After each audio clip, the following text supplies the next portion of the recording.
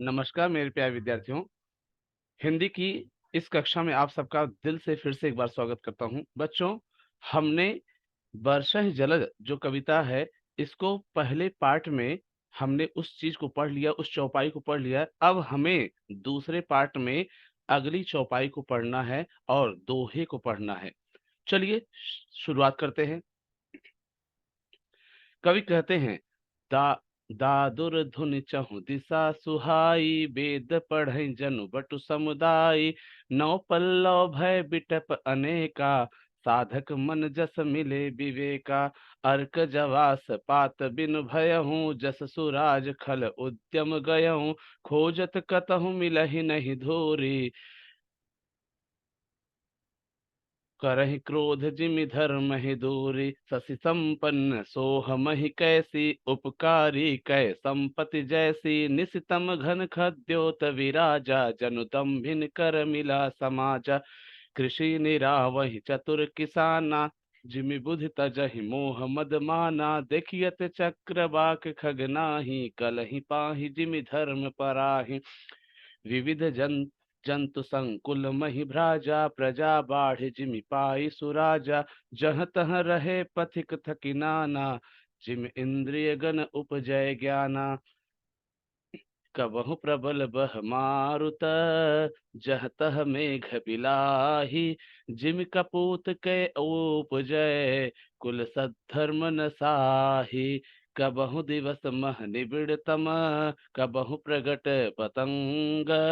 बिन सही उपजय ज्ञान जिम, पाई कुसंग सुसंग।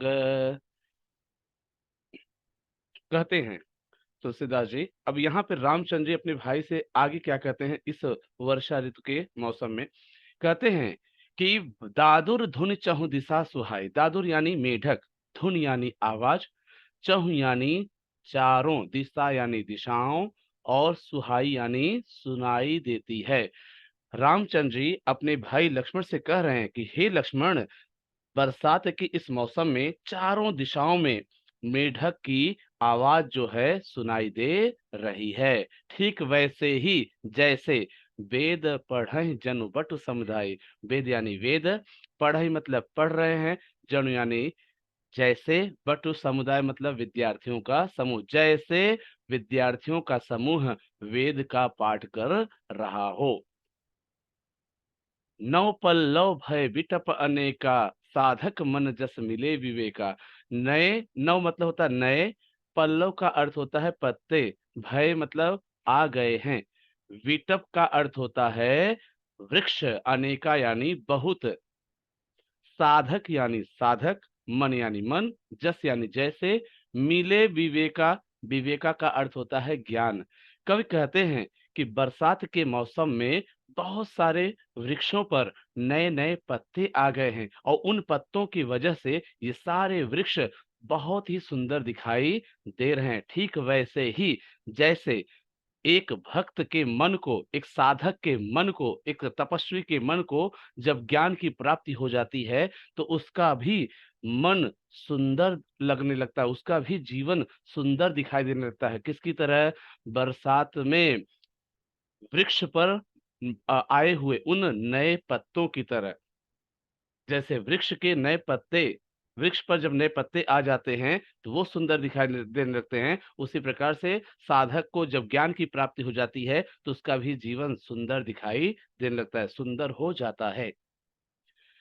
अर्क जवास पात बिन भय हूँ, जस सुराज खल उद्यम गय हूँ। अर्क जवास यानी एक प्रकार का वृक्ष है, पात यानी पत्ते, बिन यानी के बिना, भय का अर्थ होता है हो जाते हैं, जस यानी जैसे, सुराज यानी सुंदर राज्य, महान राज्य, खल यानी दुष्ट व्यक्ति, उद्यम यानी व्यवसाय, और गयहु का अर्थ होता है गायब हो जाता है।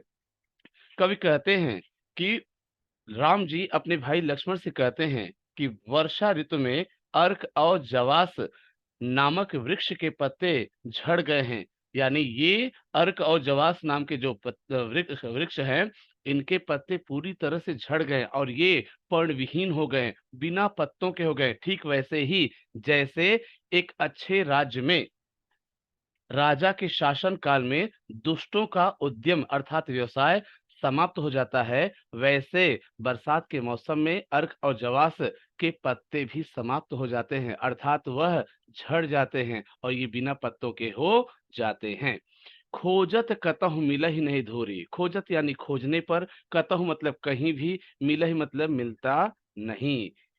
धूरी यानी मिट्टी, धूल के कण, करहि अर्थात करने पर, क्रोध यानी क्रोध गुस्सा, जिम यानी जैसे, धर्म ही मतलब धर्म और दूरी का अर्थ होता है भाग जाता है।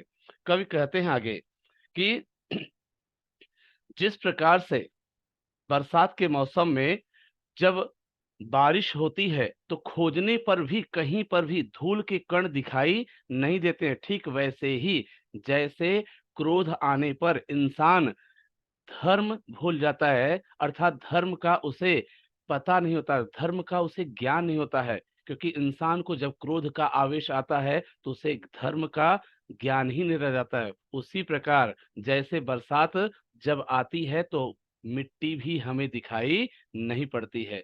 तो यहाँ पर एक दूसरे चीजों को जोड़ा गया है।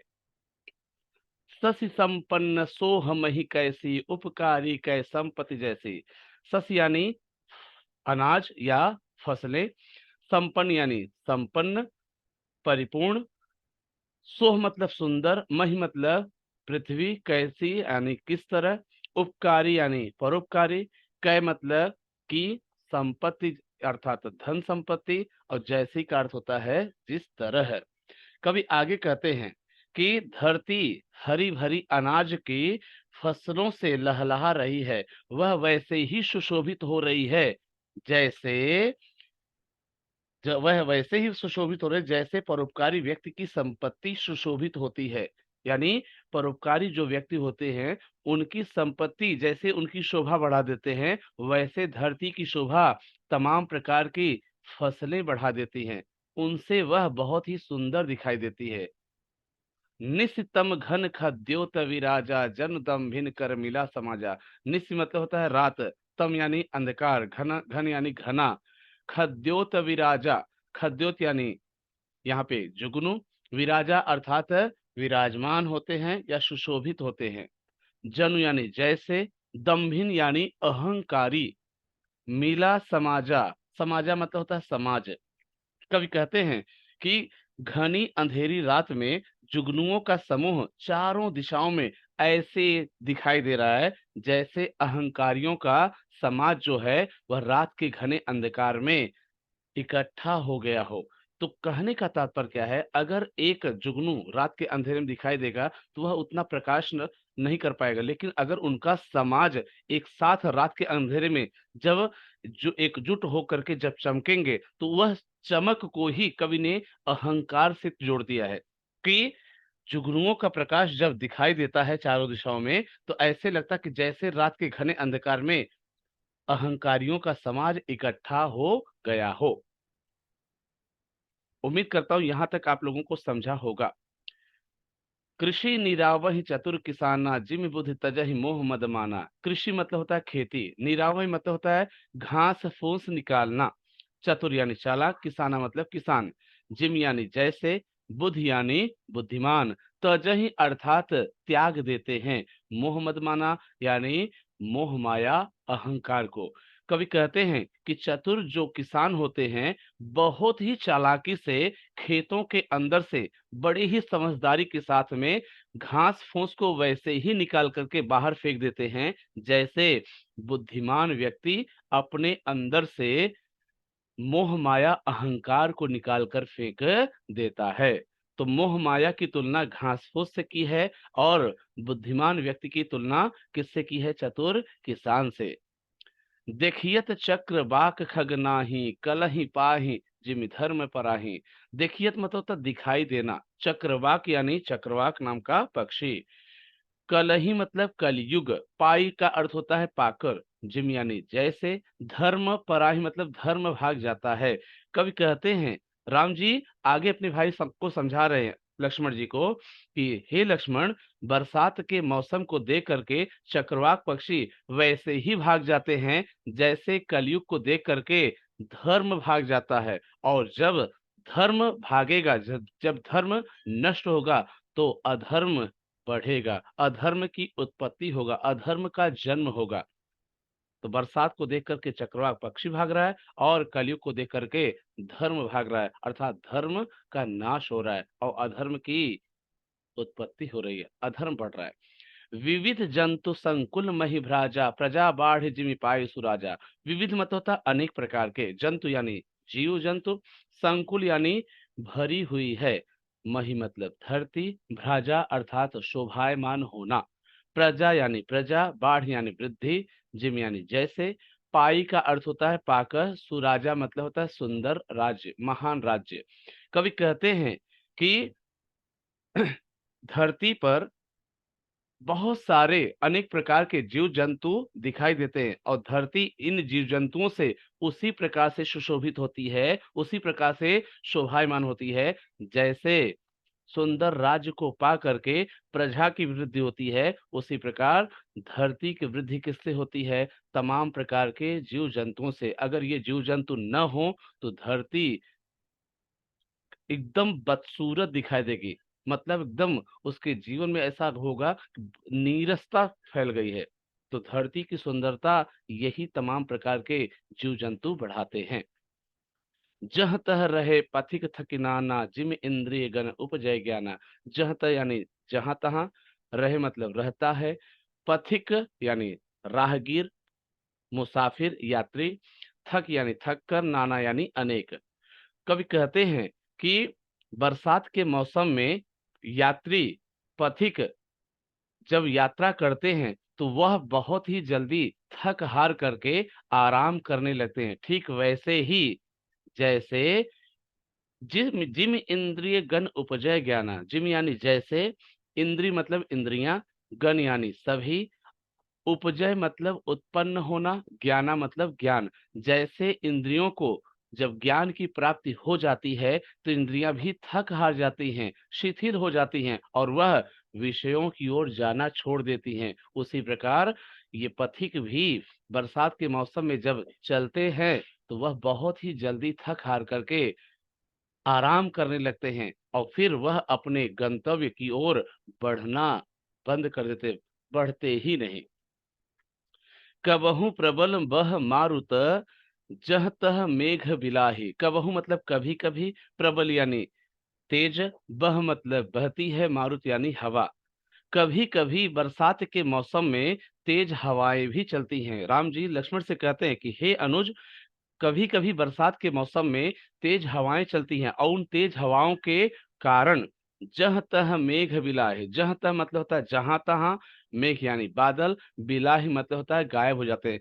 उसके कारण बादल जो हैं जहां तहां गायब हो जाते हैं। तेज हवाओं के बहने के कारण बादल जहां तहां आसमान में गायब हो जाते हैं। ठीक वैसे ही जैसे जिम कपूत के उपजय कुल सद्धर्म नसाए। जिम मतलब होता है जैसे, कपूत यानी कुपुत्र, नालायक पुत्र, के उपजय अर्थात के जन्म लेने से या उसके पैदा होने से, कुल यानी परिवार, सद्धर्म यानी उत्तम धर्म या अच्छा व्यवहार, अच्छा आचरण, नसाई का अर्थ होता है नष्ट हो जाता है। जैसे एक कुल में, एक परिवार में अगर कुपुत्र पैदा हो जाए तो उस परिवार का उत्तम धर्म, अच्छा जो आचरण है वह नष्ट हो जाता है। उसी प्रकार बरसात के मौसम में जब तेज हवाएं चलती हैं तो बादल जो हैं आसमान से जहां तहां गायब हो जाते हैं। कबहु दिवस मह निबिड़ तम, कबहु प्रगट पतंग। कबहु मतलब कभी कभी, दिवस मतलब दिन, मह मतलब में, निबिड़ तम मतलब होता है घना अंधेरा, कबहु यानी कभी कभी, प्रगट यानी दिखाई देता है, पतंग यानी सूर्य। तो कवि कहते हैं कि कभी कभी बरसात के मौसम में दिन में ही घना अंधकार छा जाता है और उस अंधकार में कुछ भी दिखाई नहीं देता है। और जब ये अंधेरा छटता है, जब ये काले बादल छटते हैं तो कभी कभी दिन में ही हमें सूर्य दिखाई देने लगता है। आगे देखिए, बिनसहि उपजय ज्ञान जिमि, पाई कुसंग सुसंग। बिनसय मतलब होता है नष्ट होना, उपजय यानी उत्पन्न होना, ज्ञान यानी ज्ञान, जिम यानी जैसे, पाई मतलब पाकर, कुसंग यानी बुरी संगत और सुसंग यानी अच्छी संगत। अब यहाँ पर अच्छी संगत की तुलना सूर्य से की है, क्योंकि सूर्य हमें दिखाई देता है और ज्ञान भी हमें आता है। और बुरी संगत की तुलना किससे किया है?